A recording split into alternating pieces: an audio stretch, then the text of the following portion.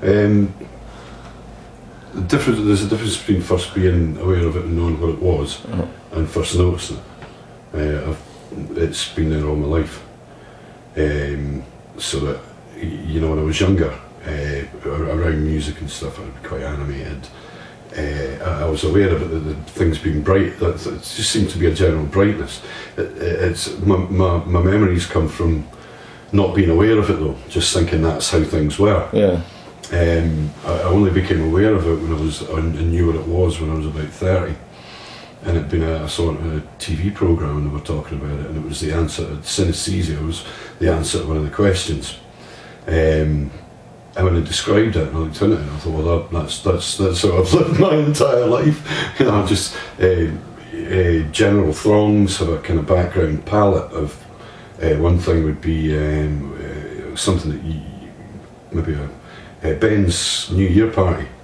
There was a kind of green throng, almost like a fog, hanging from the roof, and the people noises were kind of going through it. Now that I know what it is, I can zone into it, and things have the very definite throngs, amplified music, rhythmic music has its definite currents, its shapes, the way it moves, and I know that now. Before, I just thought that's what music did to people. I just thought that's what, I just thought that was how everyone saw everything. So there was no reason to question it, or no reason to exclaim, or it's not like it's like, whoa, whoo, shooting flash of colour. That's not how it works. No. It's just a very natural part of the environment, and the very natural part of the particularly music experience. I would say it is actually a noise experience, but obviously music it's more defined, and it moves. And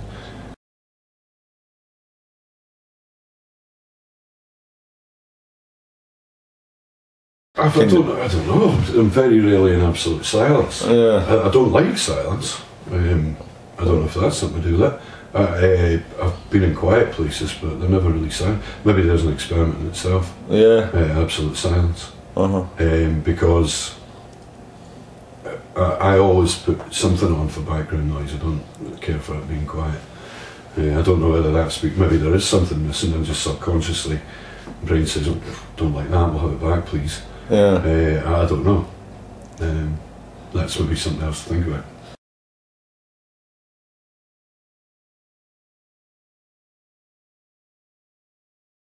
When I was younger, no. Like when I was really young, no. I just kind of listened to what music was on and things like that. There was a lot of bagpipes. I remember there was a bagpipe player turned up in a New Year party when we lived in Berwick-on-Tweed. And the whole swirling of the sound and so on. I was only very young, kind of vague memories of it, but I remember being quite entranced by that. And it was quite a dirty sound, you know, quite a raw sound. The first time I went like bang, and the whole thing of music changed when it was two punks sitting in a car listening to Public Image Limited, and I ran across from the playground at school to ask them to turn it up, which she did. And that was, there was a different music thing, because I could see this kind of, like I could see the dark rumbling of the bass.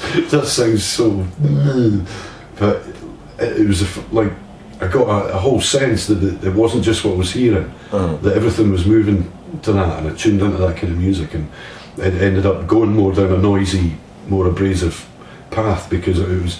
I noticed that things that had rhythm but had angular elements, you know, like the clanging guitar sounds. There's these angular kind of colours.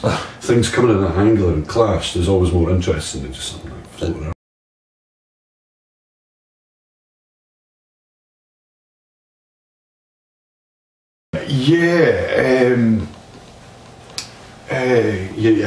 Thrash metal is like, well, you can imagine the chunky riffs. It's like slabs of, it's browny black mostly. It's kind of like, you know, a good band for that is I Hate God. They've got a punk element, more punk element, punk, bluesy, thrash. I won't go into the whole backstory, but they do like this, and then they've got this really weird timing thing they do then where they like draw out the last note. And I'm not a guitar player, I'm not trying to play air guitar, but it's more where the sound goes. The slab kind of goes boom, and then when they draw it out, it kind of goes boom, and it pulls back on itself. And I saw them live in Denmark last year, and it was, you could just see all these slabs, and they don't use, it's not guitar solos, they don't use that at all, they use like noises and drones, and you've got these slabs coming down and the drones kind of cut them.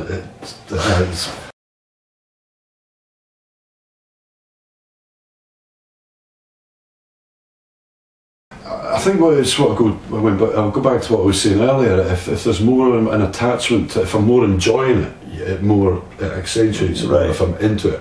So just a tone is only going to engage me so much, I reckon. Right. But I can definitely tune into tones and see what it's doing. But that actually requires a bit of work. But if you're into a situation and you're into the music and it is rhythmic and it's got hold of you, then I think maybe you're relaxed and it kind of just does its thing a little bit.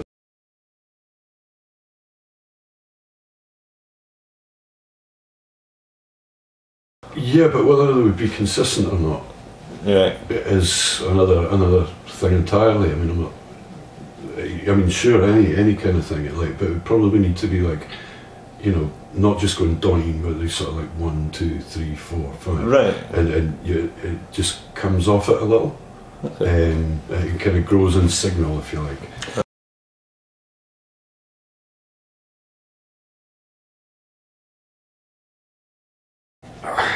Probably different experiences with different sources of sound.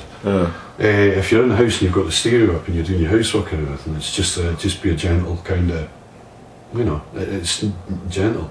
But if you're in like a throng, a crowd, which has its own sort of constant rhythmic sound, voices and stuff, and you've got live music coming through like big amps, it does tend to emanate from the direction of the music and emanate from the stage, if you like.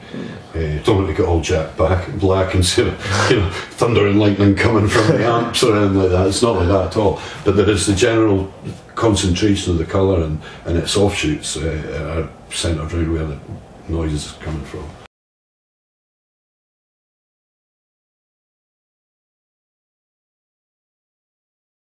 Nothing text-wise at all. No. Nothing at all. Taste-wise, only twice.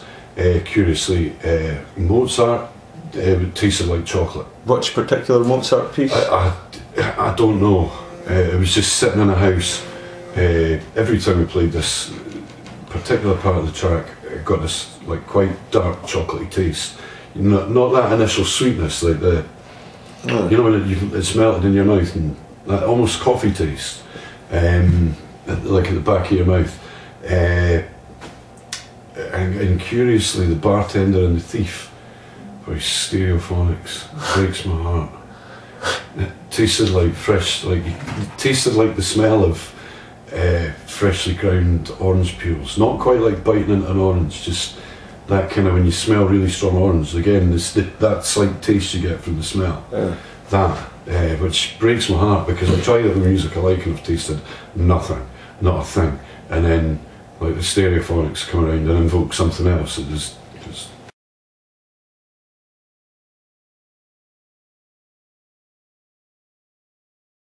there could be something in that because I think they've got a constant, and no matter what they did with their sound, his voice is going to be the same. So I'm wondering if it's his voice. It could be a memory of when I worked in France, beach town, stroke rural area, fresh fruit. They played at a local festival. It could be some subconscious memory. I have no idea.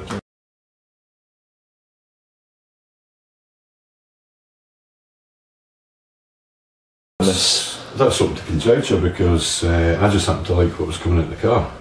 Now, yeah, I was drawn to it because of looking back, there was clearly, so I could get a whole picture. It was invoking pictures and images and colours, and I'd never really felt music like that, but maybe that was just luck. And obviously going down that route, you're not a great leap from Public Hours on out to Sex Pistols. So the noisy thing, obviously looking back now, I didn't realise at the time, but it was busier and there was more going on. It could have been, I mean, there'll be other people out there who listen to classical music, and they'll have all sorts going on. It's I guess that's just where I went. It's just the music I was introduced to that kind of got me, resonated with me, and then I hope I just set myself about noisy music.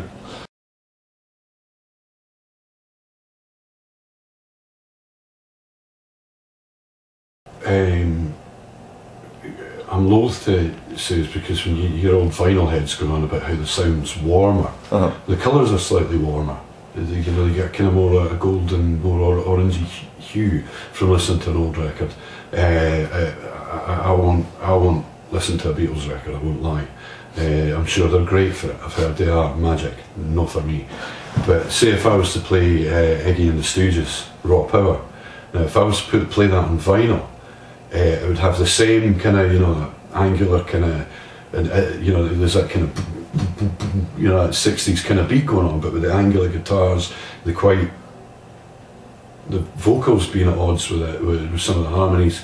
It's all, you know, it's quite messy, but there's a kind of warmth to the vinyl sound. If you play it on CD or straight from a digital source, there is something that isn't there. Is it in the speakers? What about the shape? Do you think there's a difference in the shape of what you see? They're softer from vinyl. Right. They're softer. They're not so precise, which makes complete sense. You're getting the precise sound, and in some ways it's better because in the digital remasters of Raw Power, there are things there that you miss from the you know, the simplicity of vinyl and the limitations of the recording process. The little clangs and which are in themselves are little jabs into the general picture. So yeah, I would say there is a difference, yeah, in my experience. But again, is that, I mean, there's so little known about this. Is that me wanting it to be because I'm nostalgic about that recording it? Do I want it to be a warmer sound in its original form? Yeah, I mean, it's not a big crash bang pow difference, but there is just a general.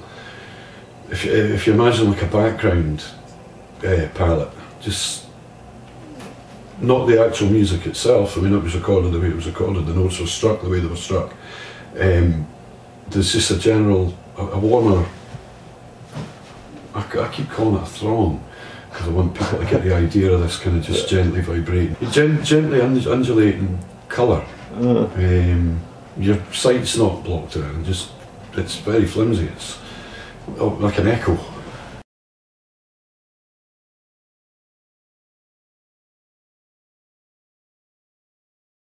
No, because it's been there all my life. Just how it is. So if you could switch it on and off, I'm sure it would be an interference, but it's not, because you're watching the film, you're engaged. If it's good enough, you're engaged in the story. It really is just secondary. It's just there. It just probably a small enhancement. Yeah, it's just there. So it's not. No, I can't say it's ever been inhibited.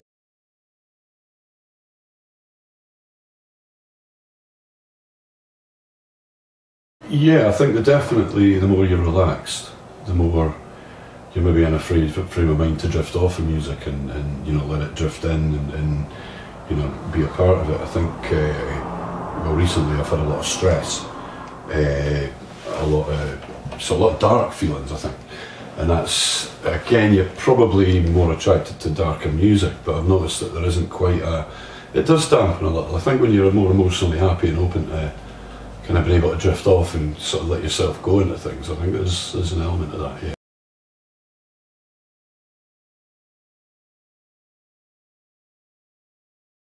I can, but only from what he said, and comparing it to my experience external. Basically, really, what he talked about was it was a very definite block right inside his head. That eyes are open or closed, I believe. Probably if he wanted to zone in, I'd imagine maybe close his eyes so he could internalise. But anyway, it seemed to be a very definite block of colour and shape that changed colour and moved, almost like an internal graphic equaliser that moved in all directions, not just up and down. But it seemed to have very definite spikes or very definite movements from this original form, but it seemed to be a solid, definite block, whereas externally, you see it as a part of everyday life, and it's vaguer, it's not as pronounced, it's not as solid. It can get reasonably pronounced, but his seems to be a very definite, solid block of colours or colour that changes, morphs, moves in all kind of different directions. That's not, mine's a general, it's part of the whole picture.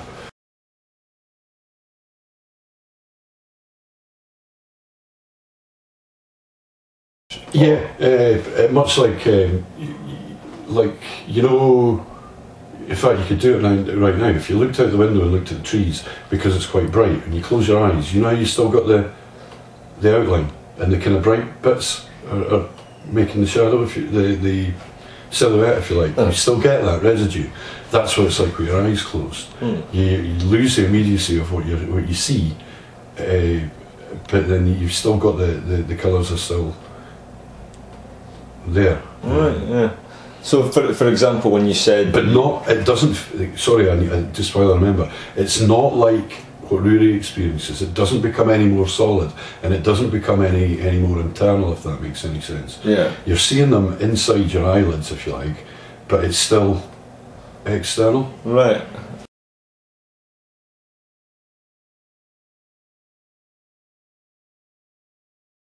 I understand it, because it is not the normal, regular way to see the world. The majority of people do not see the world in that way. So I understand the comparison. I just think it's a bit lazy, because there's nothing hallucinatory about it. That's how I see the world. That opens another kind of wonder, what are hallucinations, but we'll not go there. It's just, how I'll put this, I've gone out of my way to hallucinate, so I know what a hallucination is. And it's different, because it's not real. You know, there's a very definite line, like you know that's coming from your mind. Your mind is creating that effect, as is whatever stimuli you use to create the effect. It's a created effect. With the synesthesia, it's not a created effect, it's a real effect. It's a real filter, if you like. It's just there. I can't explain it. I can't even go close to the mechanics of it, nor would I dare. I just know that there's a very definite thing that's a hallucination, and a very definite thing that isn't. And you feel a hallucination in a different way. There's more of a, you wonder what's going to happen next in a hallucination. You don't wonder what's going to happen next with synesthesia, because it's going to do it at once anyway. It's there. It doesn't. It's as automatic as breathing. So there's nothing forced. It's completely different from hallucination.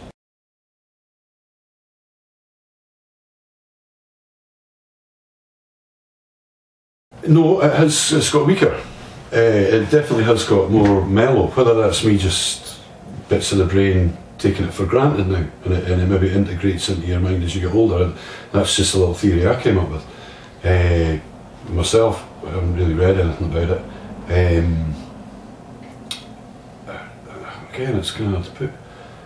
I can only go by what, looking back on it.